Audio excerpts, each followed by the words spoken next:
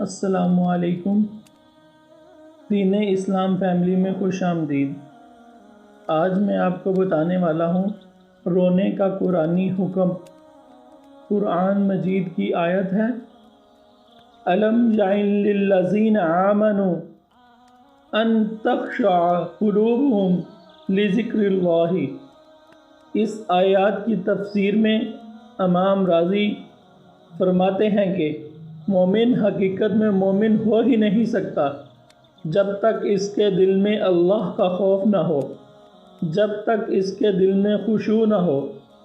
حدیث میں ہے، اس لیے فرمایا اگر تمہیں حقیقت کا پتہ چل جائے کہ تمہیں کس کس امتحان سے گزرنا ہے، یعنی پل صراط کے اوپر سے گزرنا ہے، تم ہنسو تھوڑا اور رو زیادہ۔ اس لیے تمہیں چاہیے کہ ہم اپنی آخرت کے معاملات سوچیں، گناہوں کو سوچیں اور پھر اللہ تعالیٰ سے رو کر معافیاں مانگیں۔ حضرت زید بن ارقم نے بیان فرمایا، ایک آدمی نے عرض کیا، یا رسول اللہ صلی اللہ علیہ وسلم، میں دوزخ سے کیسے بچ سکتا ہوں؟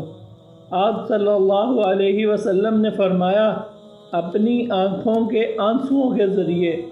جو آنکھ اللہ کے خوف سے رو پڑی اسے دوزخ کی آگ نہیں چھوئے گی۔ ایک روایت اور ہے، حضرت مسلم بن ینسار رضی اللہ تعالیٰ عنہ کا بیان ہے کہ رسول اللہ صلی اللہ علیہ وسلم نے فرمایا، اگر کوئی آنکھ آنسوؤں سے پرنم ہو جائے تو اللہ تعالیٰ اس کے باقی جسم کو آگ کے لیے حرام کر دیتا ہے، اور جس رخسار پر آنسو بہہ جائے اسے روز قیامت رسوائی کا سامنا نہیں کرنا پڑے گا۔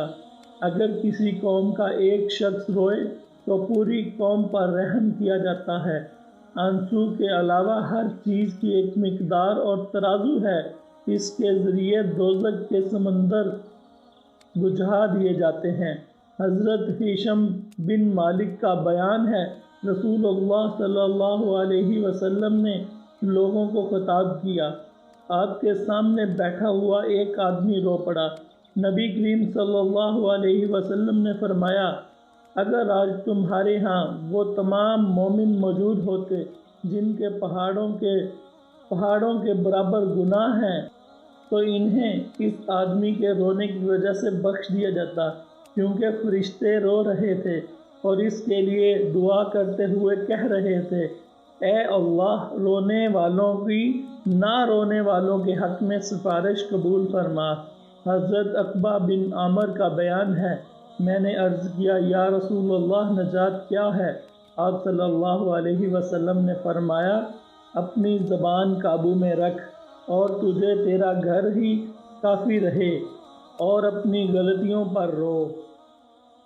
جزاک اللہ۔